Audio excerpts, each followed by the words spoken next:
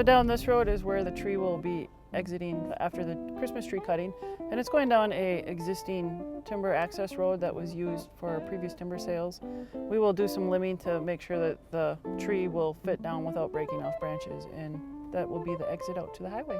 So this used to be a road that accessed, I think it was a youth conservation camp, and it was a paved access road, and since the camp has been removed, we didn't need this paved road, so we're taking the pavement out and we will be replacing it back to a gravel road. The aggregate that we put down on the Christmas tree road to the access site, after the cutting event, we'll remove that gravel and put it back on this road to help the surfacing for this road once this asphalt is removed. Right now it's just a little bumpy.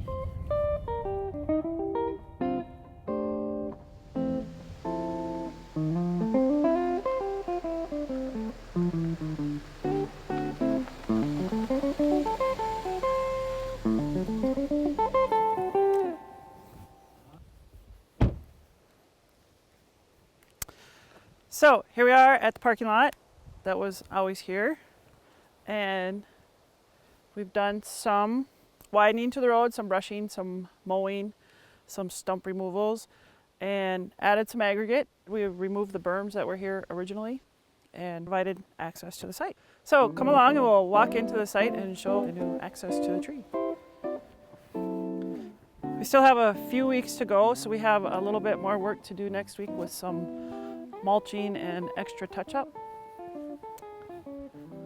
But a lot of work has been completed and we're pretty confident we'll get in to get the tree. Over here is the remnants of the original berm, the first berm that we went over when we first got here.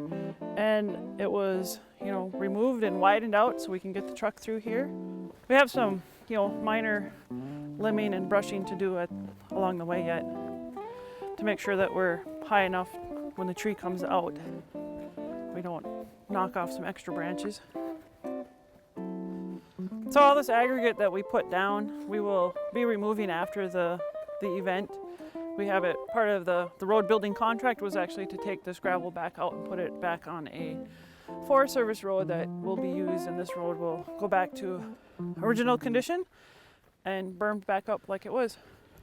So this spot here is just original ground like it was when we found it in July. We can use it for extra parking if need be, staging area for emergency vehicles or something. This road here this corridor was here this summer. It's been brushed out and mowed a little bit to make it a little wider. We're going to use that for parking for media vans, extra VIPs. We plan not to have a lot of extra parking from the public. We're going to bus them in. Originally, this site had a lot of vegetation, a lot of mid-height new growth, and very difficult to walk in. Yeah, there were some trees here. We cut the trees down and removed the stumps and cleared off the vegetation. Then we hauled in some gravel aggregate and compacted it down. We still have some work here to do where the event tent will be. It'll be mulched in so that there's not just open surface here in case we do get some rain event before the big day. This big tree here will be used for additional branches if we need some fill-in branches for the ultimate Christmas tree when it gets to Capitol Hill, if it needs some work done on any branches that have broke off or got damaged in transport.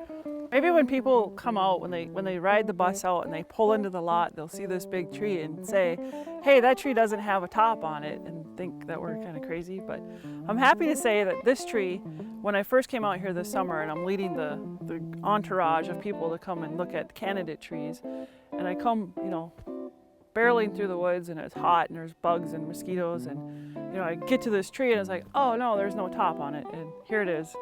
Not the tree that we were looking for, but we are going to use it for sacrifice limbs if need be. The podium will probably be up in here somewhere. This should all be fenced off to protect the people that are here. And ahead of us we'll have 2 cranes set up on either side of the truck with the truck in the center.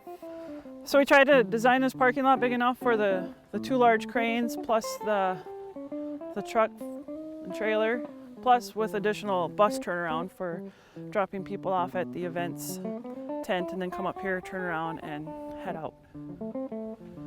It's still a pretty majestic tree coming out here, and watching it for the last couple months and now being able to walk up to it and really seeing the the beauty of it was really great on someone's part to pick it out of the crowd early on. And the bonus this time of year is there's no mosquitoes and no wood ticks.